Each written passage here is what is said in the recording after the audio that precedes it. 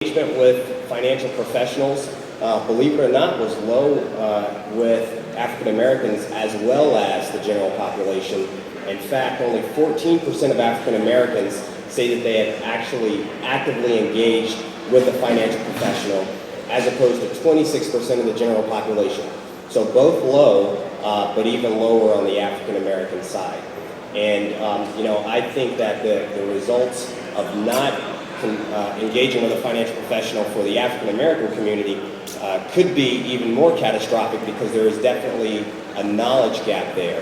And so when you look at the other communities who may have other knowledge and could maybe do some of those things themselves, it may not have as bad an effect on their well-being as opposed to the African American community. So a big opportunity for the financial industry to engage with African Americans to make sure that they close that knowledge gap and help them out. Surveyed African Americans also said that the best ways to reach them and the best ways to engage with them from an industry standpoint, financial industry standpoint, is through social media. No surprise, big hot topic right now. And then also through community organizations as well as faith-based organizations. And so one of our initiatives at Chronicle is that we are actively engaging with some faith-based organizations to provide some thought leadership as well as some educational programs to sort of close that gap and reach out to that group. So I'm going to ask Alicia if I have time to talk about the other two. So as I mentioned, for the first time in this survey's history, we also looked at two different subsets. The first is caregivers, and 20% of our respondents of this survey, both general population and African American, identified themselves as a caregiver.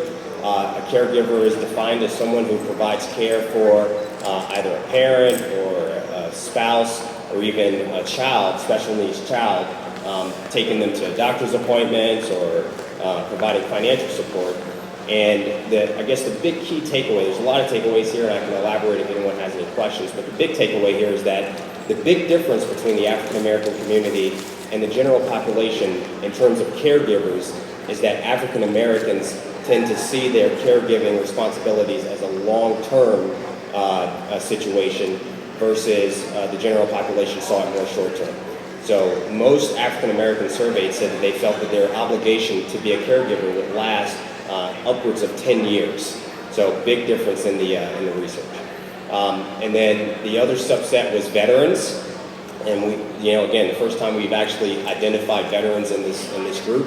And with veterans, it seems that they, believe it or not, feel even more financially prepared to make financial decisions, even more so than the general population of African Americans. So 71% of the veterans that we surveyed said that they feel very well prepared to make important financial decisions upon leaving the military. So definitely some opportunities there to engage with veterans and keep that trend going.